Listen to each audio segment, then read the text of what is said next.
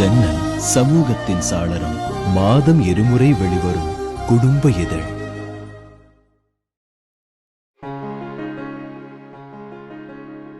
மக்கள் நல கூட்டணியை பொறுத்தவரை ஐயா வைகோ அவர்களும் தோழர் திருமா அவர்களும் எங்களுடைய போராட்டத்திற்கு மிகவும் ஆதரவாக இருந்தவர்கள். இன்றைக்கும் ஆதரவாக பேசிக்கொண்டிருக்கிறார்கள்.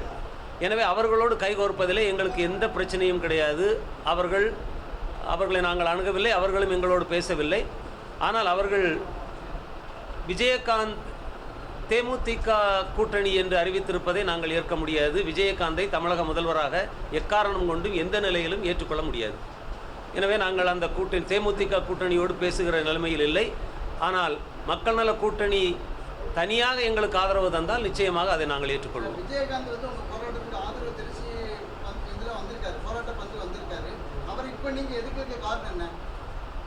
தேமுதிகவினுடைய நிலைப்பாடு மக்கள் அச்சத்தை போக்கிவிட்டு திட்டத்தை கொண்டு வர வேண்டும் என்பதுதான். எந்த நிலையிலும் கூடங்குளம் திட்டத்தை நடைமுறைப்படுத்தக்கூடாது என்று தேமுதிக தலைவரோ அந்த கட்சியினரோ சொல்லவே இல்லை. ஒரு முறை வந்தார், அதன் பிறகு இந்த பிரச்சனையை பற்றி அவர் எங்கேயும் பேசியதாக நாங்கள் கேள்விப்படவில்லை. இன்னொன்று, 8 கோடி மக்களை ஆள்வதற்கு சில அடிப்படை தகுதிகள் வேண்டும் என்று நான் நினைக்கிறேன்.